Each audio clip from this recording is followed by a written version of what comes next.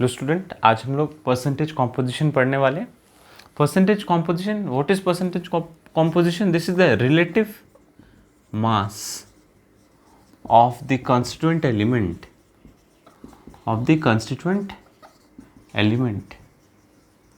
present in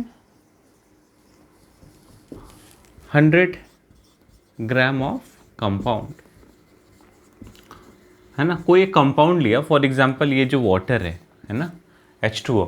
अच्छा, इसका थोड़ा मास देखो तो हाइड्रोजन कितना होगा 1 इंटू 2, ऑक्सीजन कितना होगा 16, टोटल कितना है 18 gram. This is the molar mass, है ना। अच्छा चलो, इस 18 ग्राम का जो वाटर है, इस वाटर का पहले बताओ कंस्टिट्यूएंट एलिमेंट क्या क्या है? Oxygen and hydrogen are the constituent element. इस 18 ग्राम वाटर में ऑक्सीजन कितना है? ऑक्सीजन कितना है? What is the amount of oxygen? Oxygen is 16 gram and hydrogen कितना है? हाइड्रोजन इज 2 ग्राम। तभी तो ये मिलकर के 18 ग्राम हो रहा है ना। ठीक है, तो can we write that in 18 gram of water, 18 gram of water oxygen कितना है? Oxygen is 16 gram. ठीक है, ऑक्सीजन कितना है? 16 ग्राम लिख सकते हैं। ऑक्सीजन का अमाउंट कितना है? 16 ग्राम। देयरफॉर 1 ग्राम में कितना होगा, और 1 ग्राम में कितना ऑक्सीजन होगा? तो 16/18 ग्राम। देयरफॉर 100 ग्राम में क्या होगा? तो 16/18 मल्टीप्लाइड बाई 100। ठीक है, तो वही परसेंटेज कॉम्पोजिशन में जो कंस्टिट्यूएंट एलिमेंट है किसी कंपाउंड का, उसका अमाउंट कितना है अगर वो कंपाउंड हमने 100 ग्राम लिया तो। ठीक है, वही अगर हाइड्रोजन होता तो क्या करते? 18 ग्राम ऑफ वाटर कंटेंस कितना हाइड्रोजन? 2 gram of hydrogen.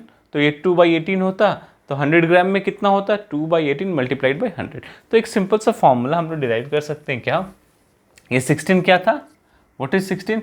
तो मास ऑफ द ऑक्सीजन। अच्छा चलो, मास ऑफ ऑक्सीजन बाय 18 क्या था? मास of the compound, mass of compound.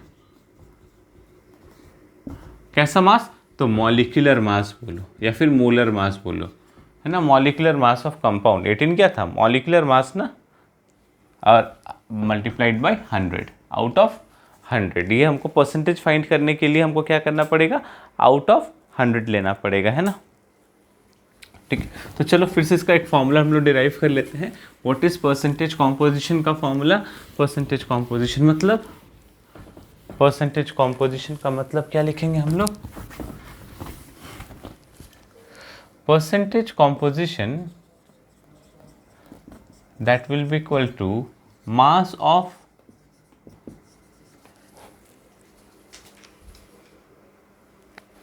Mass of the element या फिर कंस्टिट्यूएंट एलिमेंट, जो भी बोलो, element in 1 mole of compound.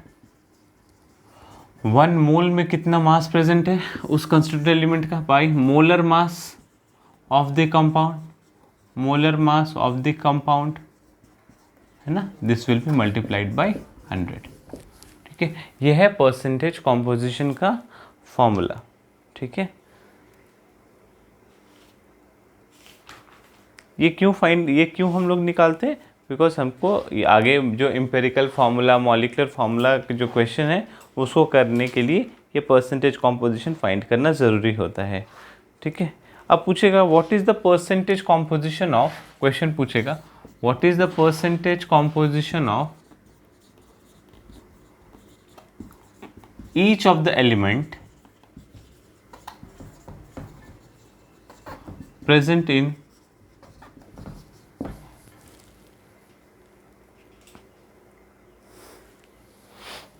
Ethanol, present in ethanol. Ethanol का फॉर्मूला क्या होता है? ये बोला परसेंटेज कॉम्पोजिशन बताओ ईच ऑफ द एलिमेंट का इथेनॉल में। ठीक है, तो हम लोग कैसे फाइंड करेंगे? तो क्या क्या कॉन्स्टिट्यूएंट एलिमेंट है? कार्बन है इथेनॉल में, हाइड्रोजन है एंड ऑक्सीजन है। ठीक है, तो चलो परसेंटेज कॉम्पोजिशन ऑफ कार्बन कैसे फाइंड करेंगे? परसेंटेज कॉम्पोजिशन ऑफ कार्बन के लिए हमको क्या लिखना पड़ेगा? तो मास of the element in 1 mole of compound. इस 1 मोल में कार्बन का मास क्या है? क्योंकि हम कार्बन का फाइंड करेंगे, तो कार्बन का होगा 2 × 12 बाई टोटल 1 मोल का मास कितना है, तो कार्बन का कितना आएगा, इसका फाइंड करो, 1 मोल का मास फाइंड करो, 2 × 12 प्लस हाइड्रोजन का 1 × 5 प्लस ऑक्सीजन का कितना होगा 16 प्लस एक और हाइड्रोजन है तो 1, ये 24 प्लस 5 प्लस 17 कितना आएगा, इसको कैलकुलेट करो। तो ये मास कितना आ रहा है टोटल 46 है ना, 46 gram. This is the molar mass of ethanol. So what is the percentage composition of carbon? Percentage composition of carbon will be the mass of carbon by molar mass multiplied by 100. Percentage composition of hydrogen क्या होगा, तो hydrogen का कितना है amount देखो इसमें, तो यहाँ पे 5 + 1, इसको भी तो लेना होगा ना, 5 + 1 तो 6 हाइड्रोजन है, 6 + 6 हो जाएगा total by 46 × 100। Percentage of oxygen क्या आएगा, what will be percentage of oxygen find करेंगे तो परसेंटेज कॉम्पोजिशन ऑफ ऑक्सीजन, एक ही ऑक्सीजन है तो 16/46 मल्टीप्लाइड बाय 100। ठीक है, so this is how we will find the percentage composition. हाँ, लिख लो इसको, और जो क्वेश्चंस दिया हुआ है तुम्हारे पास उसको सॉल्व कर लेना। इसके बाद हम लोग एक बहुत इंपॉर्टेंट टॉपिक पढ़ने वाले हैं, that is molecular mass, how to find the molecular formula and empirical formula. इसके बाद हम लोग जो इंपॉर्टेंट टॉपिक पढ़ेंगे that is empirical formula and molecular formula.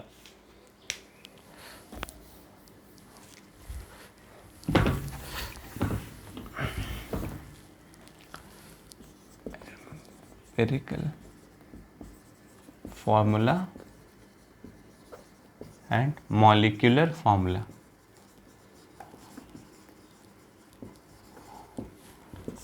What is empirical formula? What is empirical formula? अच्छा पहले एक समझ लो, ये जिससे हमने अगर ये क्या है glucose, this is glucose right.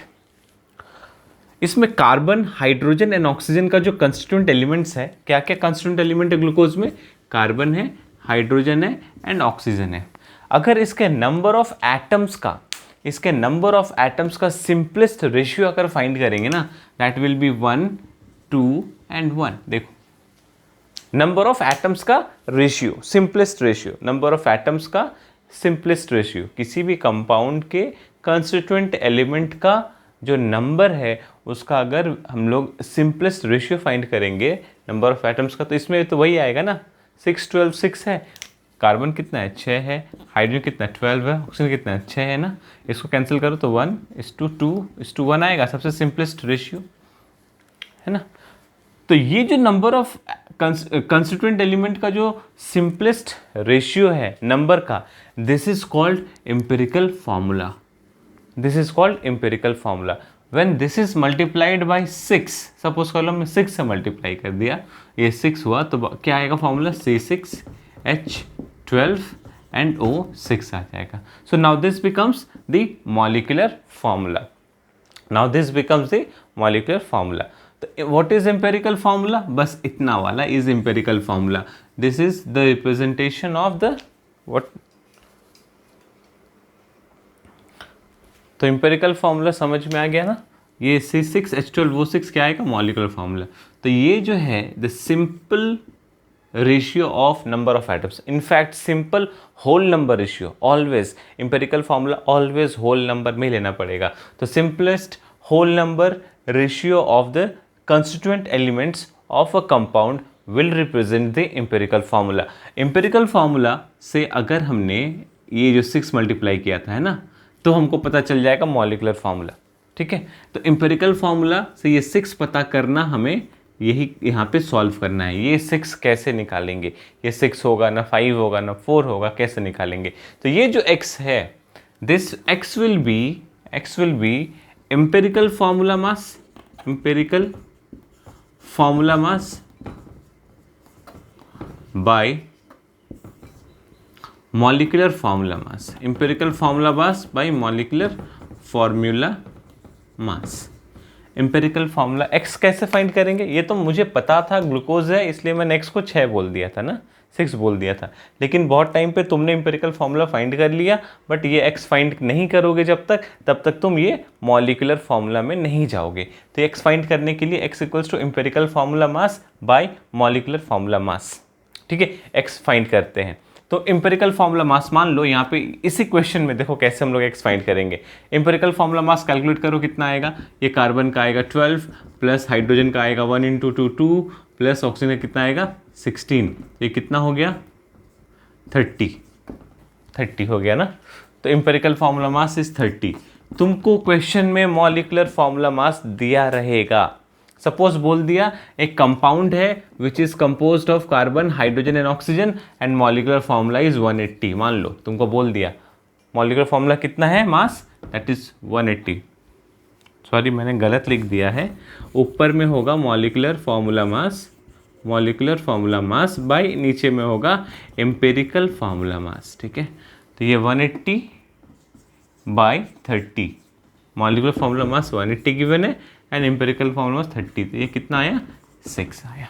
इस तरह से हम लोग 6 फाइंड करके यहाँ पे जो भी आएगा 6 लिख देंगे। अगर मान लो ये 4 आता, सपोज कर लो ये 120 दिया रहता तो ये 4 आता तो यहाँ पे 4 करते, तो यहाँ पे फॉर्मूला क्या होता, अगर ये 4 करते तो C4H8O4 ये होता है ना। ठीक है, समझ में आया। अब एम्पिरिकल फार्मूला मास करने का कुछ रूल्स है, उस रूल्स को हम लोग अभी करेंगे।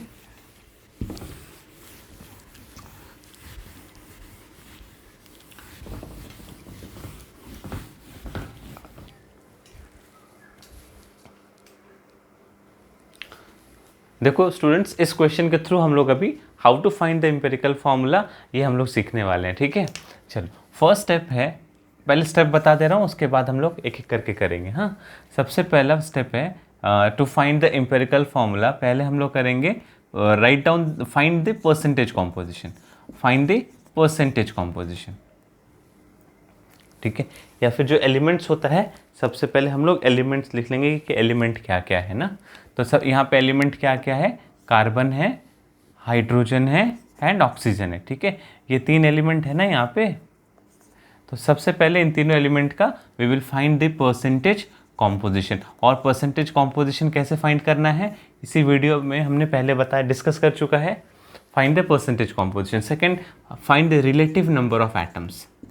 Relative number of atoms find करेंगे हम लोग सेकेंड स्टेप में। थर्ड स्टेप में क्या आएगा, जो स्मॉलेस्ट नंबर है उससे डिवाइड करना होता है हम लोगों को। ठीक है, सिंपल एटॉमिक नंबर लाने के लिए जो सबसे स्मॉलेस्ट नंबर है उससे हम लोगों को डिवाइड करना पड़ता है। डिवाइडेड बाय स्मॉलेस्ट नंबर से हम लोग को डिवाइड करना पड़ता है ना। तो चलो एक एक करके हम लोग करते हैं। फर्स्ट स्टेप में क्या, find the percentage composition. Carbon का परसेंटेज कॉम्पोजिशन क्या है, हाइड्रोजन का परसेंटेज कॉम्पोजिशन क्या है, ऑक्सीजन का परसेंटेज कॉम्पोजिशन क्या है। अच्छा, ये जो स्टेप्स है ये नोट्स में दिया हुआ है, इसलिए मैंने डायरेक्ट क्वेश्चन में कराया है। देखो नोट्स में लिखा है first step is to find the percentage composition, second step is to find the relative number of atoms, and in the notes you can see that how to find the relative number of atoms, that is clearly given, right? So what is the percentage composition of carbon? Carbon is 40% है ना। Hydrogen कितना है, hydrogen is 6.67% and oxygen is 53.33%. What is second step? To find the relative number of atoms. How to find the relative number of atoms? So when percentage is divided by its atomic mass. What is the atomic mass of carbon? 12. That will give you the relative number of atoms. Similarly, to find the relative number of atoms of hydrogen, we have to divide the percentage composition of hydrogen by its atomic mass.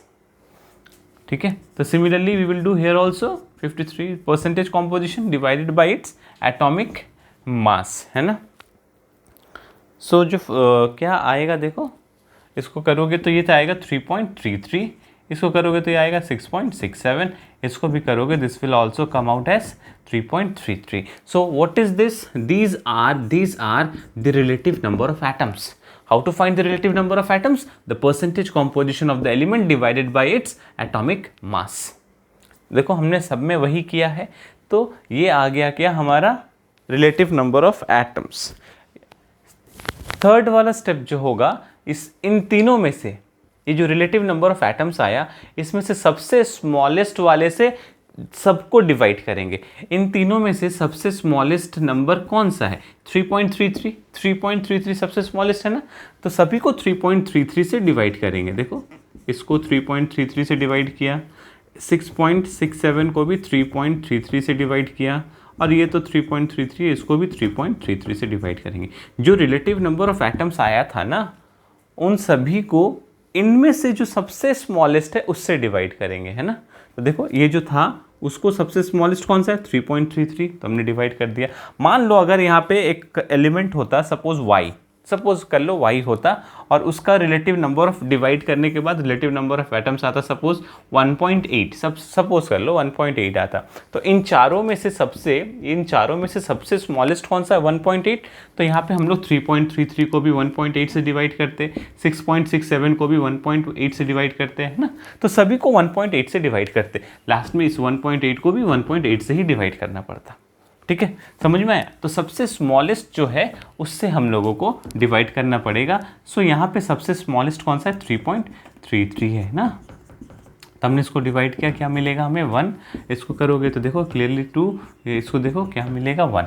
ठीक है, तो अभी हमें क्या मिल गया? ये smallest whole number of the atoms, smallest whole number of the atoms मिल गया हमको। लेकिन मान लो अगर ऐसा करने के बाद भी कोई एक एलिमेंट का जो ये वाला स्टेप में वैल्यू आएगा, सपोज कर लो 1.5 आता, होल नंबर में नहीं आता। मान लो अभी तो चलो फॉर्चुनेटली सारा होल नंबर में आ गया, हो सकता है ये होल नंबर में ना आए, इस स्टेप में 1.5 आता मान लो, तो मेरा काम है अब इसके बाद वाले को होल नंबर में लाना, तभी मेरा एम्पेरिकल फार्मूला निकलेगा। क्योंकि एम्पेरिकल फार्मूला में मैंने बोला था, देख लो कि what is empirical formula? Relative number of atoms but in whole number. ठीक है, तो होल नंबर में होने के लिए हमको 1.5 को किस में चेंज करना पड़ेगा? ये जो फ्रैक्शन है उसको होल नंबर में। तो होल नंबर में लाने के लिए हम लोग इसको सबसे लीस्ट किस नंबर से मल्टीप्लाई करेंगे सो दैट 1.5 जो है वो होल नंबर में आएगा? सबसे लीस्ट किस नंबर से मल्टीप्लाई करेंगे? सबसे लीस्ट 2 से करेंगे, तब जा करके 3 आएगा, है ना। तो सभी को 2 से मल्टीप्लाई करना पड़ता, तो यहाँ पे 4 आ जाएगा और यहाँ पे ये 2 आ जाएगा। देखो अभी सभी होल नंबर में आ गया। हाँ, हम लोग 1.5 को 4 से करते तो भी होल नंबर आता, बट सबसे लीस्ट वाले से करना है, कितने से? 2 से। तो सभी को 2 से, जब एक को करोगे तो सभी को 2 से करना पड़ेगा, है ना। तो हम, लेकिन यहाँ पे इस वाले पर्टिकुलर क्वेश्चन में क्या है, ये ऑलरेडी होल नंबर में आ रखा है।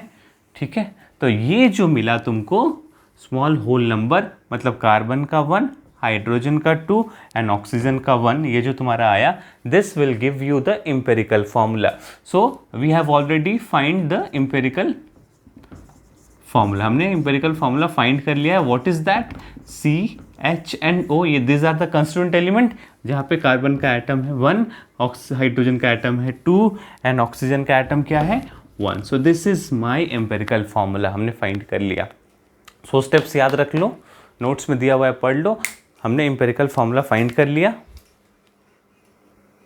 ठीक है, अभी हमारे क्वेश्चन में बोला है calculate the molecular formula, find the molecular formula. तो मॉलिक्यूलर फार्मूला क्या होता? चलो ये लिख लिया है ना तुमने, है ना। तो इस अच्छा साइड में लिखते हैं इसको। What is molecular formula? So molecular formula will be empirical formula multiplied by this x, है ना। हमको तो पता नहीं है ना ये x क्या है, 4 भी हो सकता है, 3 भी हो सकता है, 6 भी हो सकता है, 7 कुछ भी हो सकता है। तो हाउ टू फाइंड x? हमने बोला था x कैसे फाइंड करेंगे? x will be molecular formula mass by empirical formula mass, ठीक है। What is molecular formula mass? Is that given in the question? Yes, you can see that the molecular formula mass is 180 and empirical formula mass हम लोग यहाँ से calculate कर लेंगे। Calculate करो, ये कार्बन का 12 प्लस हाइड्रोजन का 2 प्लस 16, ये this will come out as 30 so we got what the value of x. X मिल गया तो एक्स की जगह पे क्या होगा sir, C1H2O1 6, that means what C6H12 and O6. This is the molecular formula. So it's very easy to find the molecular formula, है ना। चलो देख लो, अच्छे से समझ लो।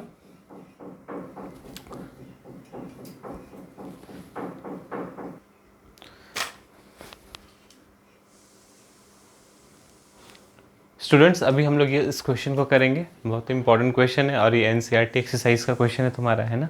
लिख लो और इस क्वेश्चन को खुद से एक बार ट्राई करो, वीडियो को पॉज करना और खुद से एक बार ट्राई करना, ठीक है। उसके बाद मैं तो सॉल्व करूँगा ही, ठीक है। तो पॉज करके कर लो, नहीं हो रहा है तो देखो मैं एक बार ट्राई करूँ, नहीं तो मैं फिर बताऊँगा।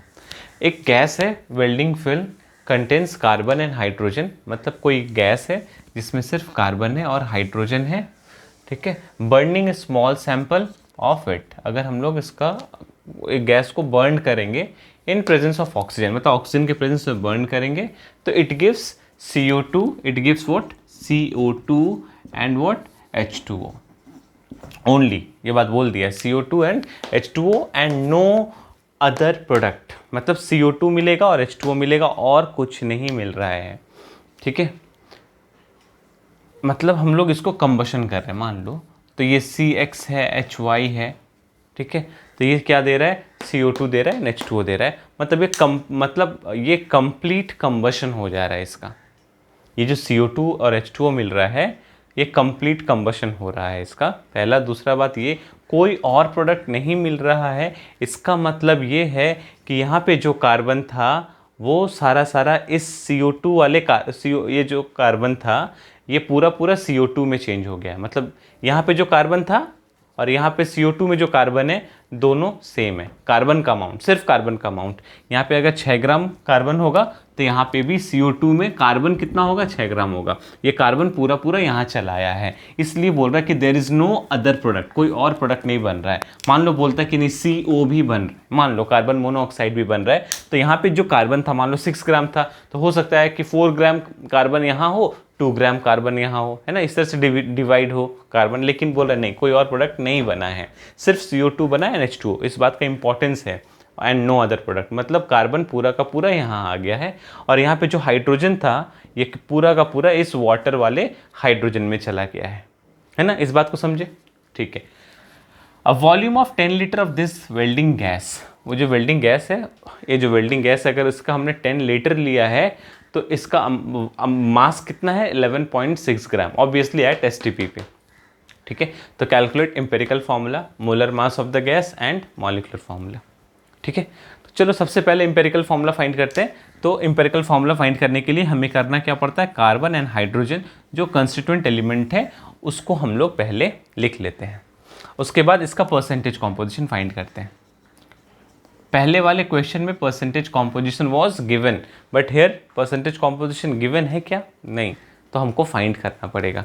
सो फर्स्ट स्टेप को हमको सबसे पहले करना पड़ेगा, that means what, we have to find the percentage composition of carbon and hydrogen in this fuel gas, welding fuel gas. तो चलो हम लोग सबसे पहले क्या करेंगे, परसेंटेज कॉम्पोजिशन फाइंड करते हैं। हाँ, कैसे परसेंटेज कॉम्पोजिशन फाइंड करेंगे बताओ। बोल रहा है ये कितना CO2 दे रहा है, 3.38 ग्राम एंड 0.690 ग्राम, ठीक है। अच्छा, इस 3.38 ग्राम में, इस 3.38 ग्राम में कुछ कार्बन का मास होगा एंड कुछ ऑक्सीजन का मास होगा और ये दोनों मास मिला करके 3.38 ग्राम होगा, है ना। अच्छा, हमें सिर्फ कार्बन से मतलब है, ये कार्बन का मान लो जो भी मास होगा वो कहाँ से आया होगा, ये वाले से आया होगा, है ना, ये वाले से आया होगा, है ना। ठीक है, चलो देखते हैं हम लोग। हाँ, पहले ये तो फाइंड कर लेते हैं, ये जो 3.38 ग्राम CO2 था उसमें कार्बन कितना है ये फाइंड करते हैं ना। अच्छा, नॉर्मली एक बात बताओ मुझे, what is the molecular mass, molar mass, जो भी बोलो, मॉलिक्यूलर मास क्या है CO2 का, 44। CO2 का मॉलिक्यूलर मास कैलकुलेट करो 44, है ना। तो व्हाट इज़ मोलर मास, तो 44 ग्राम विल बी मोलर मास। अच्छा, इस 44 ग्राम में ये कैसे फाइंड किया हमने? तो कार्बन था 12 एंड ऑक्सीजन कितना था 32, 16 इंटू 2 32, ठीक है। तो इस 44 ग्राम CO2 कंटेन्स कितना कार्बन? उसमें 12 ग्राम कार्बन है, 12 ग्राम कार्बन लिख सकते हैं हम लोग। नॉर्मली हमको पता है ना, अगर हमने 1 मोल CO2 लिया तो उसमें जो 44 ग्राम CO2 है उसमें कार्बन कितना होता है 12 ग्राम। तो 3.38 ग्राम CO2 में, ये जो 3.38 ग्राम CO2 है, 3.38 ग्राम CO2 है, उसमें कार्बन कितना होगा ये फाइंड नहीं कर सकते हम लोग? बहुत इजीली फाइंड करेंगे, है ना। 44 ग्राम CO2 में 12 ग्राम कार्बन है, तो 3.38 ग्राम CO2 में कितना कार्बन होगा निकाल लो। तो हम लोग क्या लिखेंगे? Since 44 gram of CO2 contains 12 gram of carbon, so 1 gram छोड़ो, 1 ग्राम वाला स्टेप को आप जंप करो, डायरेक्टली लिखो। Therefore 3.38 gram of CO2 contains 12 by 44 multiplied by 3.38, है ना।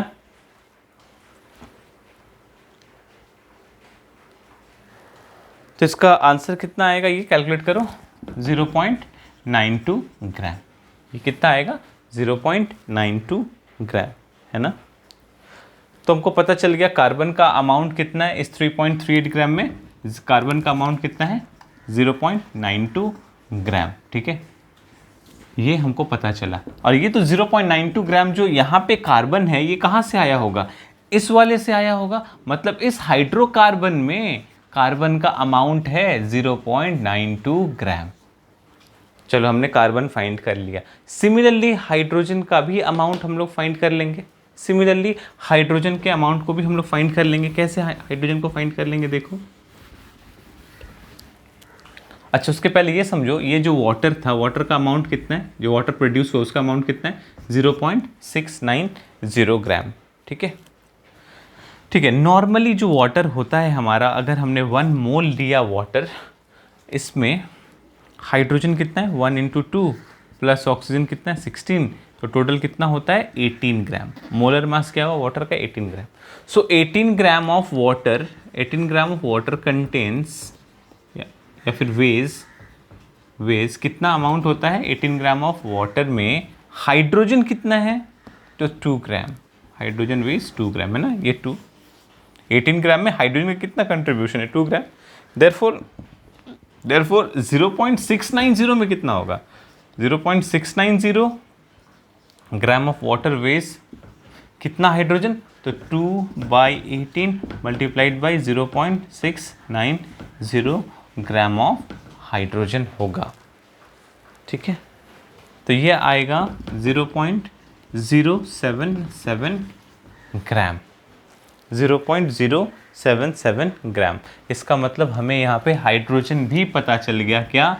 अच्छा, ये जो हाइड्रोजन यहाँ पे है कितना है? 0.077 ग्राम, ठीक है। तो ये हाइड्रोजन कहाँ से आया होगा? इस हाइड्रोकार्बन से आया होगा। तो इसमें कितना है हाइड्रोजन? 0.077 ग्राम। 0.077 ग्राम हम लिख ले रहे साइड में, इसको सॉल्व करेंगे हम लोग, ठीक है। तो चलो, अभी हमें इस जो फ्यूल गैस था जिसमें सिर्फ कार्बन एंड हाइड्रोजन था, वहाँ पे हमको क्या मिल गया?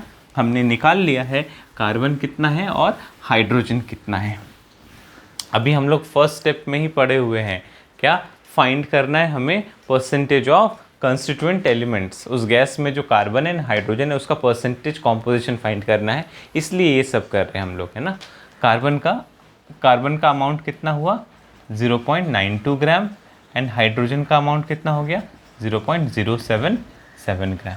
तो टोटल कितना हो जाएगा? उस हाइड्रोकार्बन का मास टोटल कितना हो जाएगा? कैलकुलेट करके बताओ, जो भी है। तो अगर हमें बोला परसेंटेज कॉम्पोजिशन ऑफ कार्बन बताओ, तो परसेंटेज कॉम्पोजिशन ऑफ कार्बन क्या होगा? तो कार्बन का mass by total mass multiplied by 100, ठीक है। सिमिलरली परसेंटेज ऑफ हाइड्रोजन क्या होगा? तो हाइड्रोजन का मास बाय टोटल मास, ये 0 होगा, मल्टीप्लाइड बाय 100, है ना। तो हमने परसेंटेज ऑफ कार्बन भी फाइंड कर लिया। परसेंटेज ऑफ हाइड्रोजन भी फाइंड कर लिए करोगे तो 92.2% आएगा और ये 7.3% आएगा। ठीक है,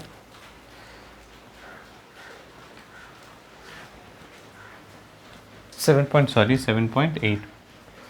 पॉइंट एट ऐसा करके कुछ आएगा। ठीक है, तो अभी हमने फाइंड कर लिया है क्या, first step empirical formula find करने का फर्स्ट स्टेप हमने फाइंड कर लिया, क्या, percentage of carbon and percentage of hydrogen. ठीक है, तो चलो परसेंटेज क्या क्या एलिमेंट था, कार्बन था एंड हाइड्रोजन था, इसका परसेंटेज कॉम्पोजिशन क्या है, तो 92.2 था, है ना, इसका क्या आएगा 7.8। इसके बाद रिलेटिव नंबर ऑफ एटम्स हम लोग निकालते हैं, रिलेटिव नंबर ऑफ एटम्स, तो 92.2 डिवाइडेड बाय इसका एटॉमिक मास, 7.8 डिवाइडेड बाय इसका एटॉमिक मास। ठीक है,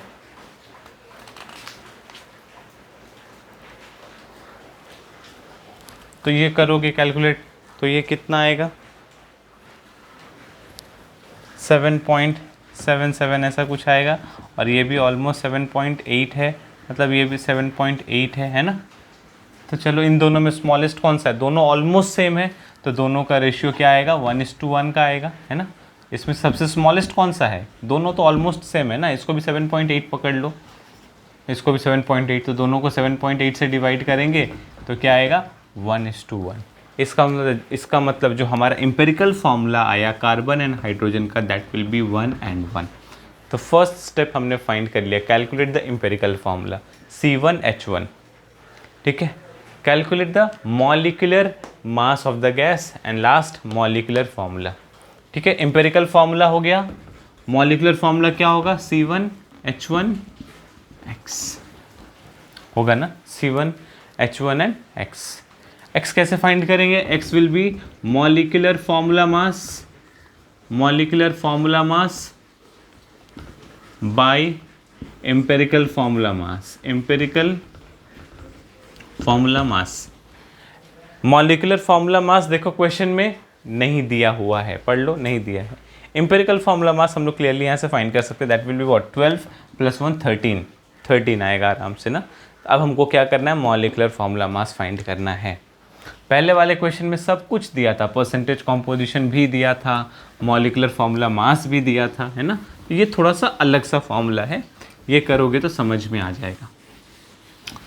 तो उसके लिए ये एक डेटा और दिया हुआ है, 10 लीटर अगर हमने गैस लिया, 10 litre of the gas at STP weighs कितना है 11.6 ग्राम, है ना। 10 litre of the gas at STP weighs 11.6 gram. ठीक है, यहाँ से हम लोग फाइंड करेंगे मॉलिक्यूलर फार्मूला मास। कैसे, STP पे अगर कोई गैस 22.4 लीटर है, मोल कॉन्सेप्ट का वीडियोस देखना, उसमें ये बात अच्छे से बताया हुआ है। STP पे अगर किसी गैस का वॉल्यूम 22.4 लीटर है, किसी एक गैस का, मान लो STP पे हमने इसी गैस को रख दिया, कितना वॉल्यूम है इसका, मान लो 22.4 लीटर STP पे रख दिया, तो इस गैस का एक मास होगा ना, एक मास होगा, उस मास को हम लोग क्या बोलते हैं, we call it as molar mass. मतलब 1 मोल गैस का वॉल्यूम होता है 22.4 लीटर। हाँ, तो 22.4 लीटर गैस का जो मास होगा, वो किसका मास होगा, 1 मोल गैस का मास होगा। तो वही हमने लिखा है, वो होगा मोलर मास।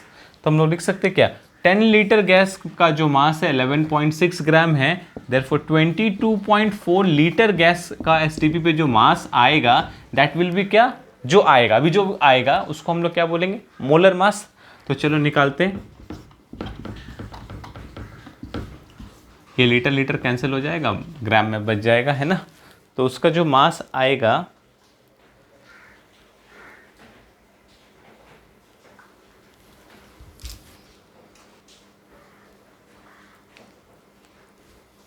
ये कैलकुलेट करोगे तो ये 26 ग्राम आएगा, 26 ग्राम। मेरे पास कैलकुलेशन किया हुआ है इसलिए मैं देख कर रहा हूँ, तुम लोग कैलकुलेट कर लेना। ये कितना आएगा, 26 ग्राम आएगा। ठीक है, तो ये जो 26 ग्राम है दिस इज व्हाट 22.4 लीटर का मास है। ये जो 26 ग्राम है ये क्या है 22.4 लीटर गैस का STP पे मास है, और 22.4 लीटर वॉल्यूम का STP पे जो मास होता है that is called what molar mass. That is called what molar mass, मतलब gram molecular mass. Molar mass मतलब ग्राम मॉलिक्यूलर मास। जब उससे हम लोग ग्राम हटा देंगे तो जब 26 आएगा this will be only molecular mass. ठीक है, तो चलो हमको मॉलिक्यूलर मास भी पता चल गया, तो हम लोग x कैसे फाइंड करेंगे। x equals to molecular formula mass जो कि 26 है बाय एम्पेरिकल फॉर्मूला मास कितना आया था, एम्पेरिकल फॉर्मूला मास हमारा 13 था, तो ये क्या आएगा 2। तो अब आ गया हमारे पास मॉलिक्यूलर फॉर्मूला भी।